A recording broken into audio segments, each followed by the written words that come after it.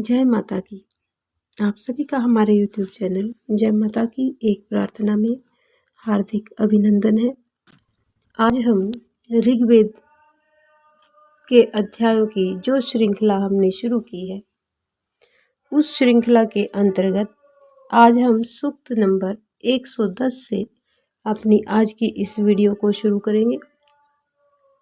इससे पहले यदि आप हमारे चैनल पर अभी नए आए हैं तो कृपा करके चैनल को सब्सक्राइब कर लीजिए और घंटी जैसे दिखने वाले बटन को भी दबा लीजिए ताकि आने वाली नई वीडियो की नोटिफिकेशन आपको सबसे पहले और आसानी से मिल सके। उसी श्रृंखला में हम आगे बढ़ते हैं और आज के सूक्त को शुरू करेंगे।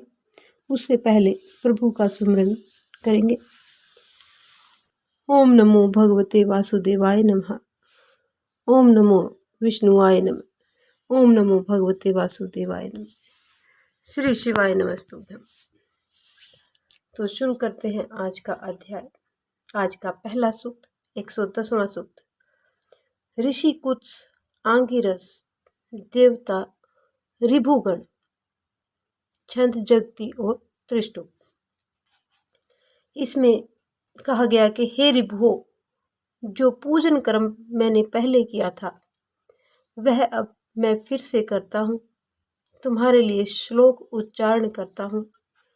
यह समुद्र सा विशाल गुण वाला सोम समस्त देवों के लिए है। स्वाहायुक्त होम होने पर तुम इससे अत्यंत तृप्त हो जाओ। हे सुधन्वा पुत्रों, जब तुम सोमरस की कामना से विचारो तब तुम अपने महत्व से सूर्य के भवन में जा पहुंचे। हे ऋभुगण, सूर्य ने तुमको अमर तत्व प्रदान किया है क्योंकि तुमने उस प्रकाशवान पर अपनी कामना को व्यक्त किया और त्वष्टा के सोम भक्ष करने वाले चमस को 4 भागों में बांट दिया। महन धर्मा ऋषियों ने अपने लगातार कर्मों के द्वारा अमरत्व को प्राप्त किया। वे सूर्य के समान तेजस्वी हुए। वर्ष भर में यानी 1 साल भर में ही अनुष्ठान कार्य में जुड़े। निकटस्थों से वंदना की, जो अपने निकट के देवगण थे उनकी वंदना की। वंदना किए गए ऋभुओं ने उत्तम पद मांगते हुए देवत्व की इच्छा की। बांस के खेत को नापने के तुल्य चौड़े मुख के पात्र को इन्होंने नापा। स्नूज द्वारा घी डालने से ऋभुओं के प्रति ज्ञान के द्वारा वंदना अर्पित की गई। उन ऋभुओं ने जनक के कर्मों का अनुसरण करके आकाश के अन्न को पाया। ऋभु अपने पराक्रम से इंद्र के समान हुए। वे बलों के द्वारा धन देने वाले हैं। हे देवगण, हम तुम्हारी रक्षा में रहकर मन चाहे दिनों में ही सोमद्रोहियों की सेनाओं को परास्त करें। हे ऋभुओं, तुमने चर्म से धेनुएं बनाई, माता से बछड़े का योग किया। श्रेष्ठ कार्यों की कामना से वृद्ध माता पिता को युवावस्था प्रदान की। यानी तुमने गायों को चमड़े से बनाया, माता से बछड़े को मिलाया, उन दोनों का योग किया। श्रेष्ठ कार्यों की कामना से, अच्छे कार्यों की कामना से बूढ़े माता पिता को युवावस्था को प्रदान किया। हे इंद्रदेव, ऋभुओं युक्त तुम संग्रामों में अपने बल से हमारी सुरक्षा करना और दिव्य धनों को प्रकट करना। सखा वरुण, अदिति, समुद्र, धरा और क्षितिज हमारी इस वंदना को अनुमोदित करें, इसको स्वीकार करें। तो ये था 110वां सूक्त। अब सूक्त नंबर 111। ऋषि कुत्स, आंगिरस, देवता, ऋभव, छंद जगती और त्रिष्टुप। ज्ञान के द्वारा कार्यों में नियुक्त ऋभुओं ने श्रेष्ठ रथ की उत्पत्ति की। इंद्रदेव के इस भ्रमण वाले रथ के लिए अश्व बनाए गए। माता पिता के लिए युवावस्था को प्रेरित किया और बछड़े के संग रहने वाली जननी की उत्पत्ति की, यानी बछड़े के संग रहने वाली गाय की उत्पत्ति की। हे ऋभुओं, यज्ञ कर्मों के लिए हमको स्वास्थ्य प्रदान करो। कर्म करने के लिए सामर्थ्य चाहिए, अतः उत्तम प्रजा से युक्त अन्न की रचना करो। हे उत्तम बल धारण करने वाली, हम वीर संतति के लिए विद्यमान हो। हे रिभुओ, हमारे लिए, हमारे रथ के लिए और हमारे घोड़ों के लिए अन्न और शक्ति आदि को ग्रहण करवाओ। हमारे विजय दिलाने वाले और शत्रुओं को दबाने वाले सुरक्षा साधनों की वृद्धि करो। अपनी रक्षा तथा सोमपान के लिए इंद्र, रिभुगण, बाज, मरुदगण, मित्र, वरुण, अश्विनी कुमारों का भी मैं आवाहन करता हूँ। हे धन की प्राप्ति, श्रेष्ठ बुद्धि और जल के लिए हमें प्रेरित करे। युद्ध के लिए रिभुगण हमको धन प्रदान करे। संग्रामों को जीतने वाले बाज हमारे रक्षक हो। सखा अदिति, वरुण, समुद्र, धरा और क्षितिज, ये सब हमारी इस वंदना को अनुमोदित करे, इस वंदना को सुने। रिभुगण अग्रणी मनुष्य थे। अंगिरा वेश में सुधनवा के रिभु, विभु और बाज नामक 3 पुत्र थे और वे तीनों अपने श्रेष्ठ कर्मों के द्वारा देवता बन गए थे। तो सूक्त नंबर 11 यहीं पर संपन्न होता है। अब सूक्त नंबर 112। इसमें ऋषि कुत्स, आंगिरस, देवता आदि से मंत्रे प्रथम वादस्य धावा, पृथ्व्यो, द्वितस्य अग्नि, शिष्टस्य सुक्त्याश्विनो, छंद जगति और त्रिष्टु। मैं चैतन्य के लिए क्षितिज धरा की वंदना करता हूँ। फिर अश्विनी कुमारों से शीघ्र आगमन के लिए महान कांति से परिपूर्ण अन्न का पूजन करता हूँ। हे अश्विनों, जिस सुंदर सुरक्षा साधनों से युद्ध में धन जीतकर प्रदान करते हो, उनके संग आप यहाँ पर विराजो। हे अश्विनी कुमारों, जैसे कर्मों में संपत्ति के लिए महापुरुषों के सभी ओर खड़े रहते हैं, वैसे ही तुम्हारे रथ के चारों ओर खड़े रहकर स्तोताजन ज्ञान के योग्य श्लोकों के साथ स्थिर होते हैं। जिन रक्षा के साधनों का अभिष्ट सिद्धि के लिए आप प्रेरित करते हो, उनके यहाँ आ जाओ। हे अश्विनी कुमारों, तुम क्षितिज अमृत की शक्ति से प्रजाओं पर राज्य करने में समर्थ हो। जिस प्रकार से तुमने वंध्या गांवों को दूध से परिपूर्ण किया, उनके साथ आप यहाँ पर पधारो। हे अश्विनी कुमारों, जिन उपायों से द्विमात्रक अग्निपुत्र यजमान के पराक्रम से उत्पन्न होकर तेज से सुशोभित होते हैं, तथा जिन उपायों से कक्षीवान 3 यज्ञों के ज्ञाता महापुरुष हुए, उन उपायों के साथ आप यहाँ पर आओ। हे अश्विनी देवों, जिन उपायों से कुएं में पड़े हुए बंधन परिपूर्ण रेब ऋषि को जल से बाहर निकाला, ठीक उसी प्रकार से वंदन ऋषि को बचाया, तथा जिन उपायों से कण्व ऋषि की सुरक्षा की, उनके साथ आप यहाँ पर पधारो। हे अश्विनी देवों, जिन साधनों से कुएं में डालकर हिंसा किए जाते हैं, अंतक ऋषियों को बचाया, समुद्र में पड़े हुए भुज्जू की रक्षा की, करकंधु और वय की रक्षा की, उन साधनों के साथ आप यहाँ पर पधारो। हे अश्विनी देवों, जिन साधनों से सुचिति को श्रेष्ठ धन और निवास दिया, रहने का स्थान दिया और श्रेष्ठ धन दिया, अत्रि को दग्ध करने वाली अग्नि को ताप से बचाया, यानी अत्रि को भस्म करने वाली जो अग्नि थी उसके ताप से बचाया, पृशनिगु और पुरुकत्सु की सुरक्षा की, उनके लिए आप यहाँ पर पधारो।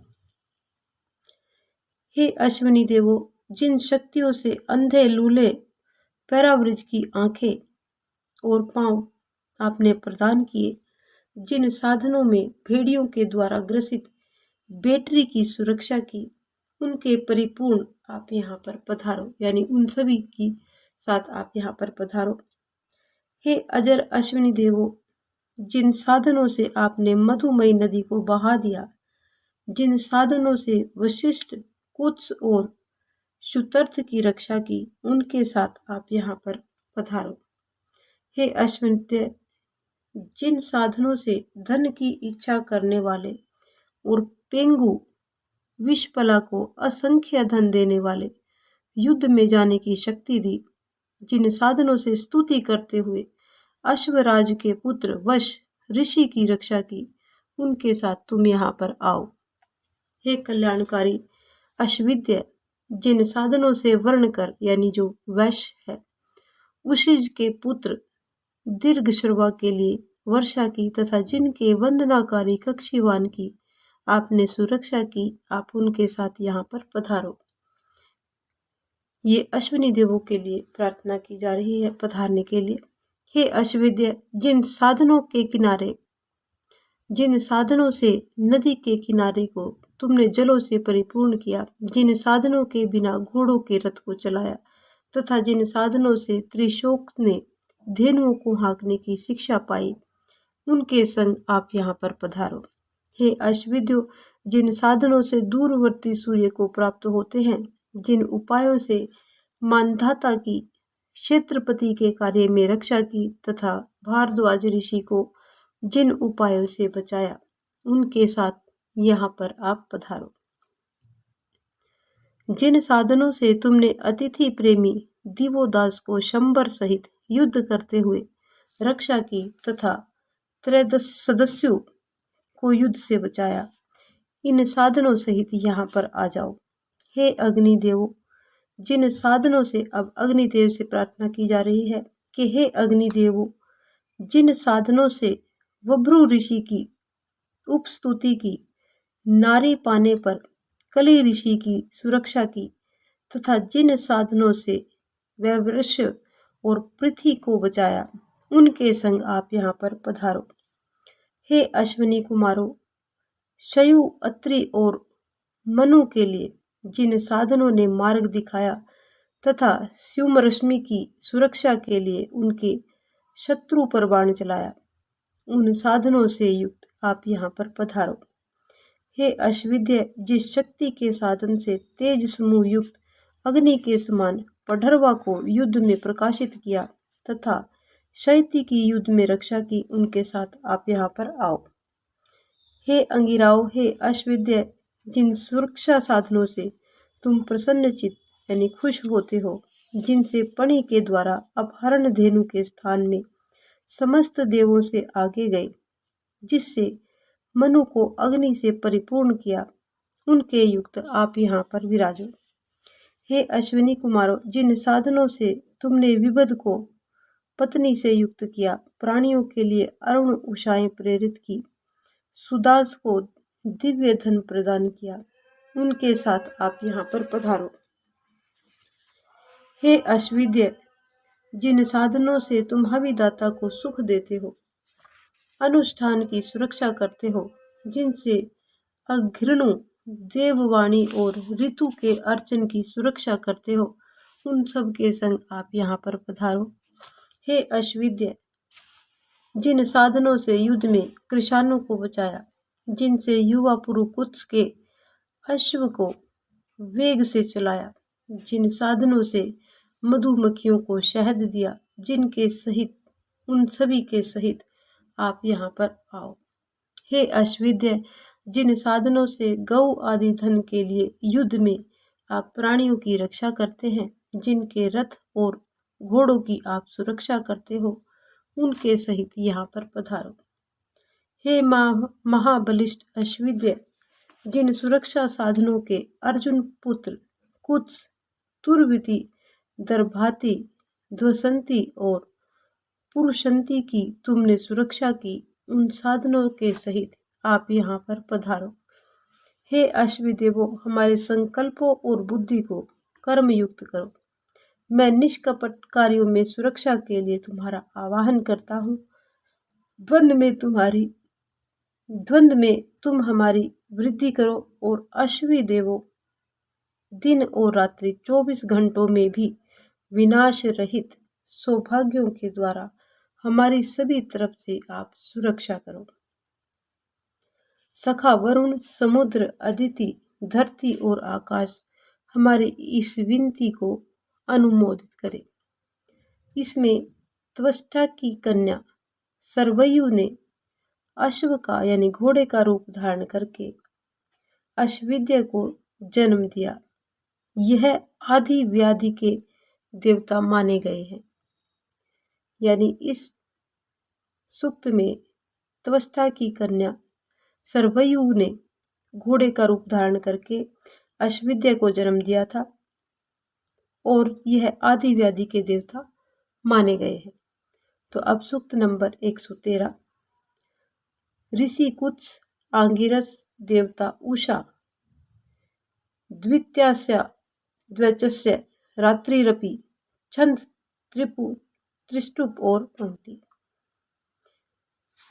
यह दीप्तिमानों में महान दीप्ति प्रकट हुई।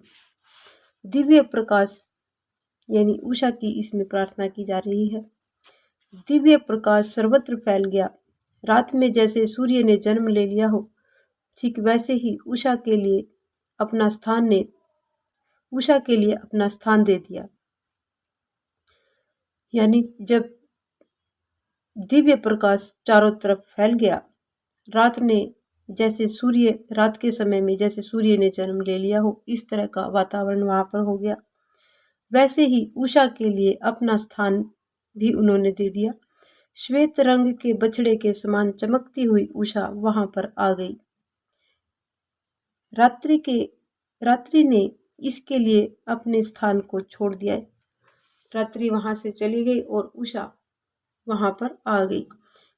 ये दोनों आपस में बंधी हुई ऊपर आकाश में क्रम पूर्वक गति करती हुई एक दूसरे के रंग को समाप्त कर देती है। इन दोनों वाहनों का रास्ता एक ही है। उन पर देवों की शिक्षा से यह बार बार यात्रा करती है।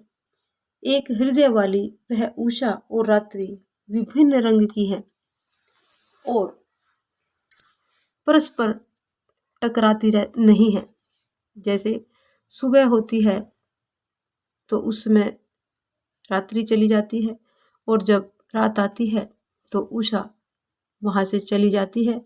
ये आपस में कभी भी टकराती नहीं है। प्रार्थनाओं से प्राप्त कांतिमयी उषा आई। उसने हमारे लिए कर्म के क्षेत्र का दरवाजा खोल दिया। संसार को कार्यों में प्रेरित करके धनों को प्रकट किया। क्योंकि जैसे ही सुबह होती है तो हम सभी अपने अपने कार्यों में लग जाते हैं और कार्य करते हैं, काम करते हैं, तो हमें धन की प्राप्ति होती है। उससे सब भुवनों को प्रकाश से परिपूर्ण कर दिया।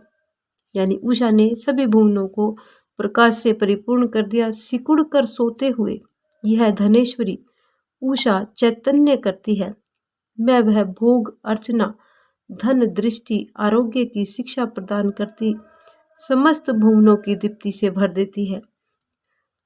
राज्य, कीर्ति, अनुष्ठान, अपेक्षित कर्म और आजीविका और मनुष्यों को प्रेरित करने वाली उषा ने समस्त भुवनों पर अपना अधिकार कर लिया। यह निर्मल वसना युवती सभी पार्थिव धनों की दाता है। वह आकाश की पुत्री सौभाग्य से खिल उठती है। वह आज यहाँ खिल उठे। प्रतिदिन आने वाली उषाओं में यह उषा विगत उषाओं की राह पर चलती है। यह जीवित को प्रेरणा देने वाली उषा मृतवत को भी चैतन्य कर देती है। हे उषे, तुमने हविदान के लिए अग्नि ज्योतिर्मान की और सूर्य की ज्योति से अंधकार को मिटा दिया है। यज्ञ में संलग्न मनुष्यों के लिए आकाश प्रकाश प्रदान किया। तुम्हारा यह कर्म देवगण के लिए भी हितकर है। जो उषाएं खिली हैं और जो अब खिलेंगी, वह निकट उषा कितनी देर ठहरेगी, जो बीती हुई उषाओं को इतना विचार करती तथा आगे आने वालियों को हर्ष करती है। जिन्होंने पुरानी उषाओं को खिलते हुए देखा है, वे मरकर चले गए। इसे हम देखते हैं और आने वाली उषाओं को भी हम देखेंगे जो आएंगे और जाएंगे। हे उषे, सत्य को पराजित करने वाली, सिद्धांतों में दृढ़ वंदनाओं की प्रेरक, देवों के लिए हविधारक, महान, तुम आज यहाँ पर प्रकट हो।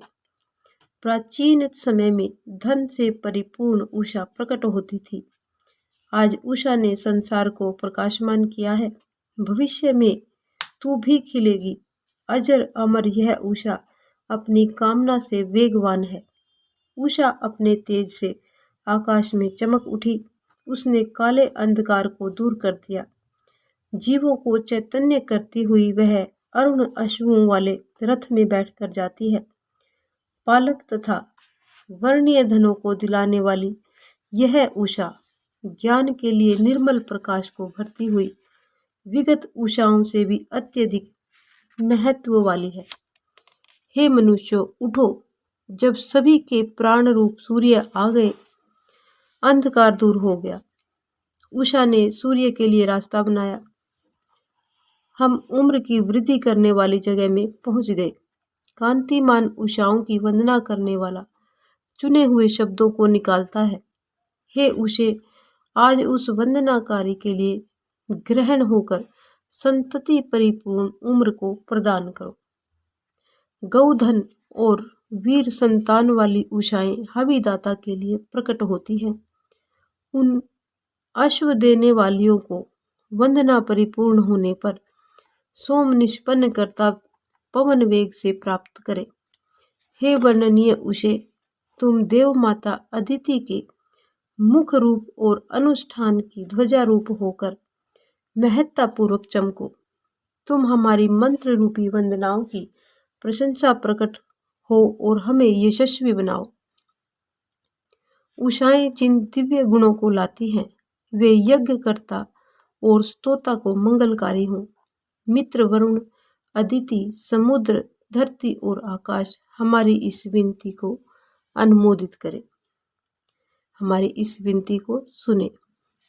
यहाँ पर उषा को पार्थिव धनों की स्वामिनी इसी दृष्टि से कहा गया है कि उनके प्रकट होने पर प्राणी अपने उद्योग धंधों में लग जाते हैं। यानी जैसे ही सुबह होती है, सभी लोग अपने अपने कार्यों पे चले जाते हैं, अपने उद्योग धंधों पर ध्यान देते हैं। उसी से उन्हें धन की प्राप्ति होती है और अपने परिवार और अपनी संतति को आगे चलाने के लिए एक कार्य मिल जाता है। तो ये था सूक्त नंबर 113 जो यहीं पर संपन्न होता है। अब हम जानेंगे सूक्त नंबर 114। इसको शुरू करने से पहले आपसे एक निवेदन है, यदि अभी तक आपने हमारी वीडियो को लाइक नहीं किया है तो वीडियो को लाइक कर लीजिए। चैनल को सब्सक्राइब नहीं किया है तो चैनल को सब्सक्राइब कर लीजिए। तो अब सूक्त नंबर 114। ऋषि कुत्स, आंगिरस, देवता रुद्र, छंद जगती और त्रिष्टु। अब तक के इस पूरे अध्याय में सभी सूक्तों में रुद्रदेव का कहीं पर भी वर्णन नहीं आया है। अभी इस सूक्त में रुद्रदेव की प्रार्थना की गई है। रुद्र जो भगवान शिव का रूप है, रुद्र को ही आगे पुराणों में शंकर भगवान कहा गया है। इस श्लोक में भगवान के विकराल रूप को रुद्र माना गया है और पुराणों में ही रुद्र ही भगवान शंकर है। इसका हिंदी में अनुवाद इस प्रकार से है। हे श्रेष्ठ पराक्रमियों के स्वामी, जटिल रुद्र के लिए वंदनाएं करते हैं। दुपाए चौपाए सुखी हो। इस ग्राम के निवासी यानी इस गांव के निवासी समस्त प्राणधारी निरोगी रहते हुए स्वस्थ और पुष्ट हो। हे रुद्र, दया दृष्टि करो, हमें सुख प्रदान करो। तुम वीरों के स्वामी हो, हम आपको नमस्कार करते हैं। जिस प्रकार से अनुष्ठान के द्वारा मनु ने प्राप्त किया था, उसे हम तुमसे ग्रहण करें। हे रुद्र, हम तुम्हारे उपासक देव की अर्चना के द्वारा तुम वीरों के दाता की दया दृष्टि प्राप्त करें। तुम हमारी संतान को सुख प्रदान करो। हर्षित वीरों से युक्त हम तुमको हवि भेंट करें। दीप्त यज्ञ सिद्ध करने वाले, तिरछी गति वाले मेधावी रुद्र का रक्षा हेतु हम आवाहन करते हैं। अपनी रक्षा के हेतु उनका आवाहन करते हैं, उनको बुलाते हैं। वे देवगणों के क्रोध को शांत करें। हम उनका अनुग्रह चाहते हैं। हम क्षितिज के समान घोर रूप वाले, लाल रंग वाले जटाधारी तथा श्रेष्ठतम रुद्र का नमस्कार पूर्वक आवाहन करते हैं। वे वर्णीय औषधियों को हाथ में धारण करके हमको सुखी बनाने तथा अपने सुरक्षा साधनों के द्वारा हमें निर्भय बनाए। मृदगुणों के जनक रुद्र के लिए इस मधुर श्लोक का हम उच्चारण करते हैं। हे अविनाशी रुद्र, हमको सेवनीय पदार्थ प्रदान करो। हम पर अपनी और हमारी संतान पर आप अपनी कृपा करें। हम पर और हमारी संतान पर आप अपनी कृपा दृष्टि बनाए रखें। हे इंद्रदेव, हमारे वृद्ध, बालक, युवा सभी वृद्धि को ग्रहण हो। पुत्र युवावस्था वालों को मृत ना करें। हमारे शरीरों को संताप न देना, यानी हमारे पुत्रों को युवावस्था में मृत्यु को प्राप्त नहीं करना और हमारे शरीरों को संताप यानी कोई भी पीड़ा, कोई भी बीमारी मत प्रदान करना। हे इंद्रदेव, हमारे पराक्रमियों के पतन के लिए आक्रोश न करो। हम हमेशा ही हवि प्रदान करते हुए तुम्हारा आवाहन करते हैं।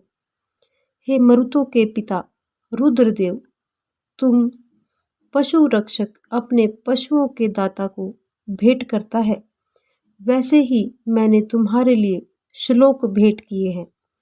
तुम हमको सुख दो। तुम्हारी बुद्धि कल्याण करने वाली है। हम तुमसे रक्षा की प्रार्थना अर्चना करते हैं।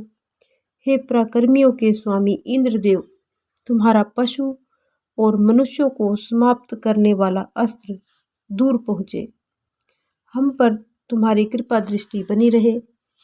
तुम हम पर दया दृष्टि रखो और हमारा समर्थन प्राप्त करते हुए शरण प्रदान करो। रक्षा की अभिलाषा में रुद्र को प्रणाम, ऐसा प्रण हमने उच्चारण किया है, यानी हमने रुद्र को प्रणाम किया है, ऐसा हमने प्रण किया है। वे रुद्र मरुदगण के साथ हमारे आवाहन को सुने।